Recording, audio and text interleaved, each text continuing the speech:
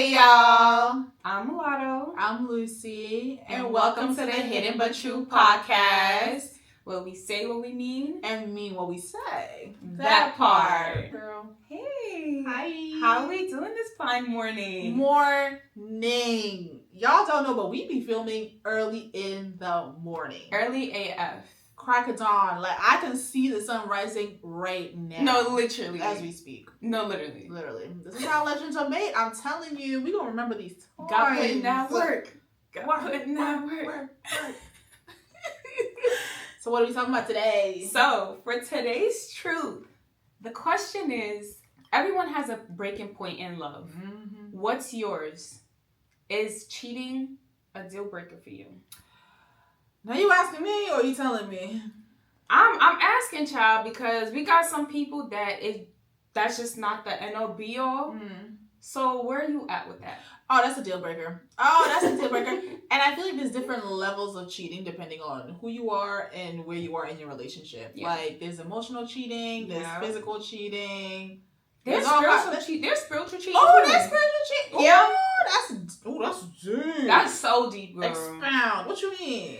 Honestly, I don't know if you ever heard about, like, people be like, oh, they have, like, a spiritual husband or a spiritual wife, and they literally can't be with nobody because the spirit won't let them. No, that's so true. Like I'm laughing, but it's if you African or Caribbean, y'all know what I'm talking about. But I'm sure others are aware of it too, like Americans as well. But mainly, I know it from the culture. Like, you know, people. Like, let me tell you, if you're dreaming of someone like sleeping with you, having sex with you in your dreams, honey, that's a demon. It's not what you think it is.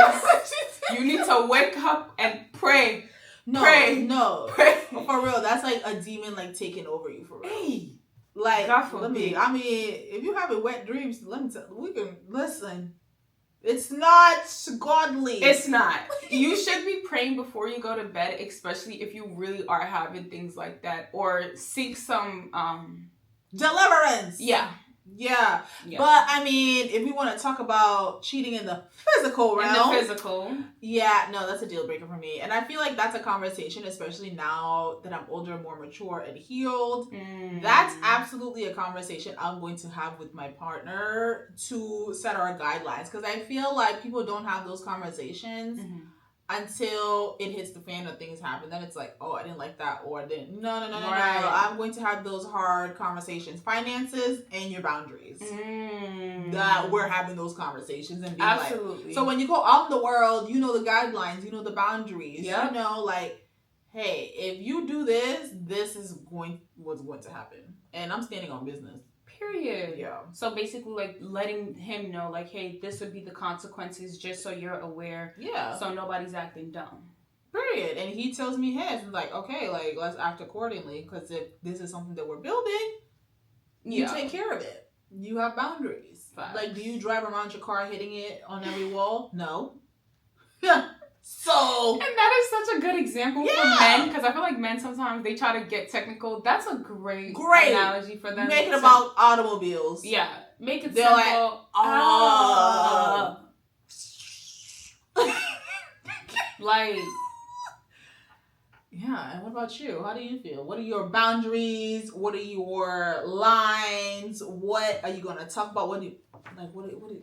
So for me, obviously, cheating is a deal breaker. And you don't even have to do the physical act. Just emotional is enough for me to be like, nah, I'm good off that, respectfully. And I definitely do believe in, even what you mentioned, like, hey, mentioning my boundaries early on, because I don't want you to act stupid when I leave. Right. Because one thing about me, and if you know me in the real life or you ever met me in real life, I will leave. For a friend, partner, family, I will leave. Exit. Now. No, literally. Like, I will very much leave. Don't get me wrong. I have my moments where I did go back. Now, I'm not going yai. But where I'm at now, my dear, don't try them. Don't try them. Because I'm going to be out, respectfully. So, even emotional is a no for me. I don't care if you didn't go all the way. It's a no for me. Because the fact that there's a hole that can be intercepted in your head means you're not whole within yourself. And there's nothing I can do to make you feel that way. So that's why I would leave, especially emotionally. Now, it gives me a good question to ask. So the times that you did stay, did you feel like, okay, I have to forgive in order to move on? Because are you really living a fulfilling relationship if you don't forgive and forget? Or how did you work through? Like, how does that even work? That's a great question. So for me, I didn't leave because of cheating purposes. If it was cheating, though, it wouldn't take me multiple times. I'll be clear on that. But the instances where I did leave and then still went back, yes, I literally had to tell myself, like, if you're not gonna forgive and move on. Not forgive and forget. I said forgive and move on. I didn't forget what happened. Only fools forget. Okay. So but I forgave and moved on. That's when it was fruitful. But when I was still trying to like be in it and I was thinking about the past, it's like I kept bringing it to the forefront and it just was not working. It was not helping. So I had to make that hard decision. Like, yo, you could keep leaving all you want, but it's like, can you really forgive and move on? If you can't, you need to fully leave. And if you can, it's gonna get better. And it did get better when I made that conscious decision. So you're absolutely right. You have to make it up in your head to enjoy the relationship. Because if you don't, it's just gonna be misery. And I would backpack and say, if you decide to stay, just accept that your relationship is officially different. It's never going to be like the relationship you had before. Prior. Because now you're dealing with a different set of baggage. Now you're moving different. Now you have a thing that you have to get over. Yeah. So I think where people go wrong or where people have a hard time with relationships after cheating is like trying to go back to what they're used to be, trying to go back to what it used to be, and you have to accept it's never going to be that. You have to work through it, and this is a new relationship. This is like a relationship now you have to get used to. But trying to go back in time is just going to make you feel even worse because you're reliving or you start to realize like, dang, this one thing is what made us not be like the old us. So officially, if you decide to move on, just know this is a new relationship, same people, new difficulties. That is so good, Lucy. Is it? That is so good. No, it's so fucking true. No, literally. Because it's like, yo, if you keep thinking about what happened, all you're doing is reliving it and bringing it to the forefront. Ripping that Band-Aid. And then you expecting shit to change and y'all to be happy. Like, y'all really You're changed. Your emotions have changed. Your views on each other has changed. Oh, yeah. Because now even if you're going to therapy or doing all these things, you're getting to learn each other with now this thing. Because it's like, I didn't know you were capable of this, but now I know you're capable of this. So I got to get to know, like, who are you? Who did I marry? Who the hell did I marry?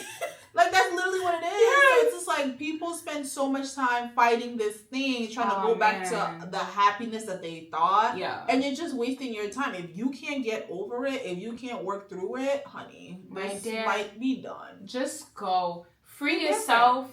And I honestly, me being healed now and knowing more, I feel like it's so selfish to stay in that relationship. It's so selfish. Hear me out. That's a good one. It's selfish, and I had my moments. So yes, I was selfish in that moment when I wasn't trying to move on though. But it was so selfish because it's like, no, I don't want nobody else to have you, so I'm still staying here. I put in that fucking work to prove a point. Yeah, that is so fucking selfish because I wasn't enjoying it. He wasn't enjoying it.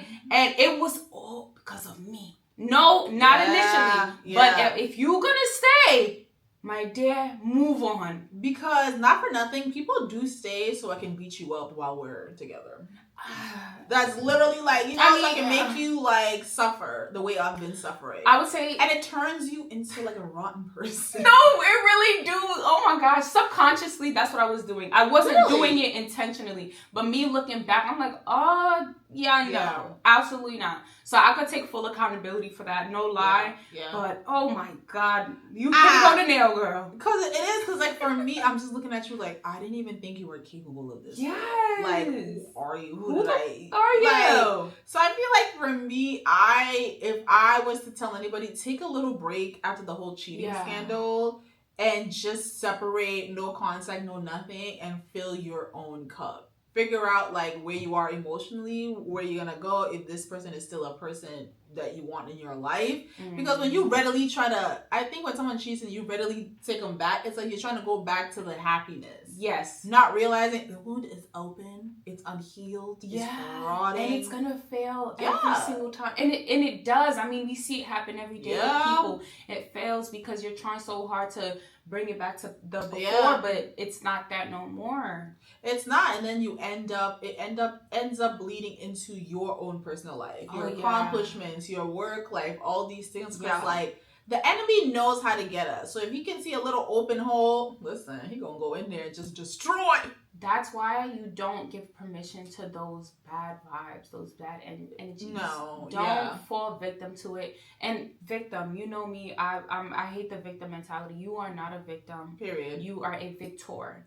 But that's a right? You're a victor. Stop letting what happened to you be your end all be all. I'm a happy person. I'm a loving person to this day because I didn't let shit change me. You can't change my heart. I have too much love in me for me to be bitter because of you. So it's just really like, you're not a victim. No. I'm not a victim. Like, I'm not. I'm a victor. I'm a victor. Now let's get into Behind the Buzz. So what are we talking about tonight? So today we're going to be talking about Heart and Hustle in Houston. And we already talked about it last week, but we're going to talk about it again this week because it's literally one of the themes in the show. And we're going to be talking about Miss Elena and Miss Labrina. So we're going to start with Labrina first because I felt like hers was really, really interesting because it's just piggybacking off what we said. Yeah. So Labrina basically is married with somebody she's been with for a few years. Not even a few years. Like they've been together for quite some time. Yeah, quite some time. Yeah. He was in the NFL, but she was like, oh, like when he was in the NFL. He was in the league. He was in the league. He was leaguing. He was leaguing. He was doing leaguing shit. Right? And she basically was like, yo, the version of him that she had then and the version she has now is not that version now. So she literally was giving advice to Elena, like, yo, you have to forgive and move on. But if you know you can't do that, then she didn't tell her to leave. But she didn't tell her to leave, but she said, girl, you literally have to forgive and open your heart out. So now tell us about Miss Elena now. Now, Elena, clearly from like snippets of the show, her man cheated on her during engagement. And she is like very vague about it, but I think he consistently and still cheating, even in the marriage. But now it's like hitting to the head where like now she's like, oh, this is like really bothering me. She wants to go to therapy, do all these things. They're not connecting. They be sleeping in separate rooms. Now in a marriage, if y'all are not sleeping, that's you already halfway out. Literally. So now they're trying to fix these problems that maybe they should have fixed before. And you can just tell they're individually growing, but not growing together. Yeah. So 2 different dynamics, but it's like one fixed it and moved on, but now the other one is like festering, and now it's like, oh, let's heal this old wound that keeps on bleeding. But my thing is, Elena, sister, why in the world would you move on when he cheated during engagement? That girl, during engagement, that's an indication. And okay, for preference, like okay, fine, they dated since they were like what, high school, yeah. Again, they did not take time for each one of them to grow. But it's like, if he's cheating during engagement, what do you think he's gonna do in the marriage? And honestly, I think it was this pastor or like someone said on the internet, like even the bachelor and bachelorette parties and all these things, if you don't have the headspace to be a married spouse before marriage, you think being in the altar is gonna fix it? Let me tell you, it's only a matter of time until you cheat. Essentially, if you were cheating before marriage and during the engagement, it's not gonna change. It's only a matter of time until you cheat as a husband. Literally. Which is even like as a husband or as a wife, because women cheat too. Right. It's not just men. It's even worse because now you're in a covenant. You know what I mean? So don't think, oh, marriage is gonna fix everything. The ring is gonna fix everything. The wedding is gonna no.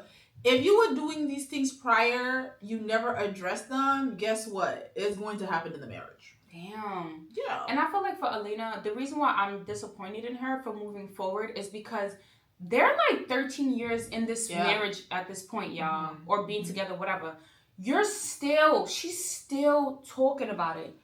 So the fact that she's still talking about it means you never let it go. And hear me out. You know me, I'm big on energy. Because she didn't, forgive and move on, it festers, you said, into just different parts of the relationship. And they were in business together. They canceled their business together. She was like, she want to do it by herself. Bro, the energy fucking festered because from the beginning you never truly forgave him. And if you know you wasn't ready yet, it's okay to say no. It's okay to say, yo, let's put a pause on this. And again, they were so young. They were so young, and like they didn't know who they were. If you don't heal from that, it's almost like foreshadowing. You're almost predicting what's about to happen again. And it did. It did. Because what happens is, like, if you don't, it's like a wound. If you don't treat it right, if it doesn't heal, it's gonna come back. And it's gonna get infected, right? Exactly. Over time. So that's what we see in that show. And I was like, ooh, and can you tell us what actually he's doing now? She keeps saying, he just, tell us. We're tired. At this point, it's like we already know there was a car accident. Just tell us what he hit you. Like, come on. Like you said, it's either the nigga got a baby or he doing the bend. I think it's the bending, girl. Because at this point, just show us the baby. I think it's the bending. You think? My thing is, even if it's the bending, it's fine. It's 2025. Nobody's judging you. Who cares? But stop, how'd you say? Stop teasing us like this. It's too much. I mean, but it's keeping us watching, so I guess the producers are winning. Yeah. They winning. They know what they doing. If you just gonna give us everything, right? We're not gonna come back. I already know. I tried to do some digging on the website. I can't find nothing. I was hoping maybe some Houston locals know what's going on. Maybe you'll bump into her in Houston and be like, so. That is so rude. I can't. I can never. I can't. I'm not doing that. So my question is, do you think people can change? I think people can change who cheated, the cheater, but I think it's even more difficult for people around them or their partners to change. I think that's the more difficult. Because you had to change in order for you to cheat. Right. So I have to change in order for me to accept you're cheating. Oh my God! I'm on it! My drop! That's really tea. That is real. That is really good. No, really. No, for real. That is like, wow. Wow. Yeah. This is what 7 hours of sleep gets you. Yeah. And what about you? Do you think people can change? So I do believe people can change. I'm a big believer of just changing your energy. Like, you could always change at any given point. It's a mental thing. If you think you're a bad person, that's what the fuck you gonna be. If you think you're a good person, that's what you'll be. So yes, I do believe people can change. As far as the cheating goes, for me, again, as I mentioned earlier, that is a deal breaker for me. Yeah. Even if you do change, I can look past that as a person. But in relation with me, no, I'm good. That's good. Yeah. That is lessons of life, honey. But to wrap it up, Mulatto, what's your truth that's not hidden anymore? My truth that's not hidden anymore is definitely giving more grace. Yeah. I say that to say because, like you said, can people change? I do believe people can change. And I feel like when you're younger, especially with men, we're technically older mentally, but over time, they can change. Because look at Labrina's story. Yeah. The guy she's with, now she said it, the version of him that she was with before, when he was in the league, and the person she got now is not the same person. Yeah. That just proves people can change. But while you're doing your leaguing, I'm not going to be there. Yeah. When you're done, maybe. We'll see. That's true. That was good. Yeah. That was really good. So what's your truth that's not hidden anymore? My truth that's not hidden anymore is it is selfless to leave. Yes. Like, it is. People always think, oh, you're being selfish leaving a situation because someone broke your boundaries, whatever. No, it's selfless because if it's breaking something within me or it's making me become someone I don't recognize, someone I don't want to be, and I'm staying and I'm this horrible person, that's me being selfish. Oh, yes. It is selfless to leave a situation. It is selfless to leave a situation that's also turning you cold. That's also making you become a person that you don't want to become. Like, I don't want to treat you horribly, even if you did something horrible to me. That also reflects back on me. So it is selfless to leave. If you can't stand a situation, if you can't be the best person, if you can't forgive, you can't get over it, it's selfless to leave. Yo, my sister's just today. I'm drunken. My God, back to back. Her. New Year. You're me. New Year, new me. No, for real. Like no, wow. Yeah. No, listen, my sister's clocking mad motherfucking tea, and you literally even just once again clocked my tea with that. Absolutely, because that's something that I literally had to learn and do within. That is true. You chose you. I chose me, and I left selflessly because I knew, it just he wasn't there. Yeah. But I was like, you know what? I'm gonna do this for both of us, even if you can't see it today. You'll know that I did this out of love. No, and I love that. I love that you selflessly chose yourself expeditiously. Yeah. Real quick too. Yeah, it might look mean in the beginning, but at the end it's just like I'd rather exit stage left than stay and be this horrible person to you and not even recognize myself as well. Absolutely. And I feel like ladies, especially men as well, if you feel yourself at that turning point, just leave, because you're not going to recognize who you are in the end. And it really fucking sucks. Don't do it. You can't break the love in my heart. And time waits for no one. They have a life, you have a life. Babes, don't spend your life being this mean, horrible, hurt person. Yeah. Like, we all have an expiration date that's quickly approaching, and you don't know when that is. So spread the love. Spread the love. In true Libra form, spread the love. And that's all we got today. Absolutely. And guys, before we let you go, tell us in the comments, what is your biggest deal breaker in relationships? Yep. Do you believe people can change? And what's your truth that's not hidden anymore?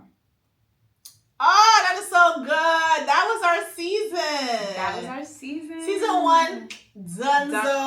Done. And stay tuned for the next season. Y'all already know we're going to come harder. And give us feedback. Tell us what you liked. Tell us what you didn't like. Yeah. We take construction criticism very well. Absolutely. Yes, ma'am. Just dropping gems.